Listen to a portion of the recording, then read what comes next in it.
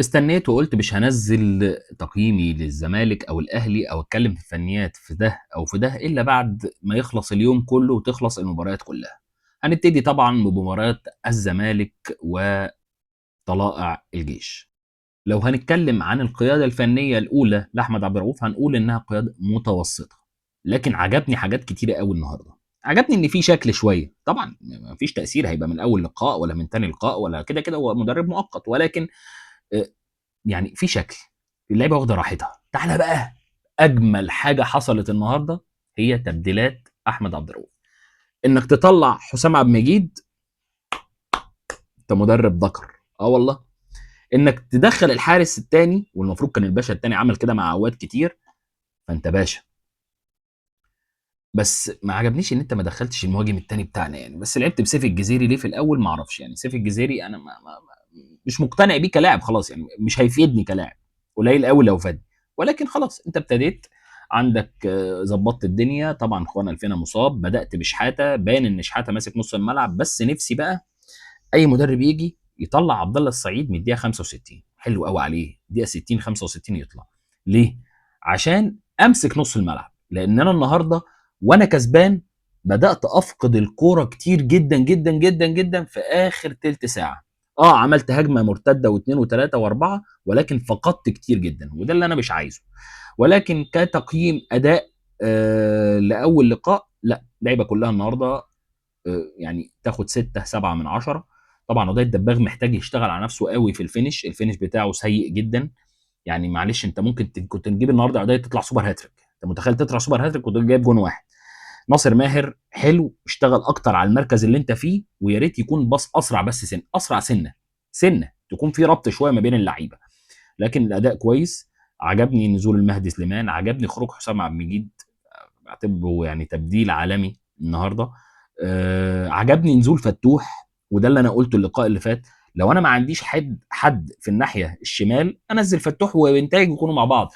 يا ريت بقى يا كابتن احمد تقول للعيبه كلمه واحده، لو سمحت، لو سمحت قول لهم كده، لو سمحت بطلوا رعونه بعد ما تبقوا كسبانين واحده او اتنين وتلاته، بطلوا رعونه.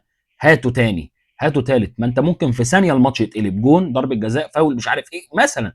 احنا طبعا الريمونتادا موجوده في اي حد، وما تستهنش باي لاعب او اي فرقه او اي كذا.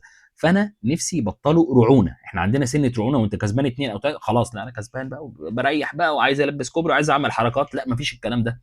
اللي ما يسمعش الكلام يطلع، مفيش حد ولا كبير ولا صغير يطلع، يطلع. فده اللي نفسي، فبس بجد اداره كويسه ومدرب كويس جدا. تعالى بقى نتكلم عن الاهلي والمصري.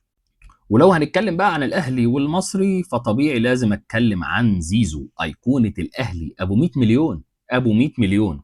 اعتقد الاهلاويه مش طايقينك، مش طايقينك رسمي. واعتقد الاهلاويه اللي بيفهموا كوره مش هيبقوا عايزين ان انت تكون موجود، او هم رافضين اساسا فكره وجودك من الاول. كاحمد السيد زيزو، جات لك ضربه جزاء فاضل دقيقتين على الماتش، دخلت ضيعتها، هي مش ضربه جزاء اساسا يعني، انت مثلت فيها تمثيل رائع. تمام، يا دوبك هو لمسك، ولكن خلاص اتحسبت بينهم، اتحسبت بينهم، والفار حتى ما رجعهاش، تمام التمام. تعالى بقى خش في ضربه الجزاء، هوب دخل ضيعها، باي باي، شكرا على كده. تعالى بقى نتكلم عن المصري. المصري انتوا مش عارفين تشتتوا كوره يعني بجد، كاداء، كفرقه، كلاعيبه. دي لعيبه دوري، دي لعيبه بتلعب في دوري، مش عارفين تشتتوا، مش عارفين تطلعوا الكوره. سواء انت بتلعب الاهلي او غير الاهلي، انتوا مش عارفين تطلعوا بالكوره فعليا. ليه؟ ليه بجد يعني؟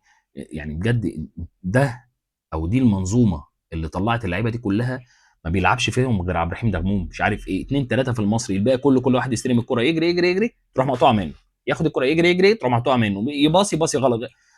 فين الاداء؟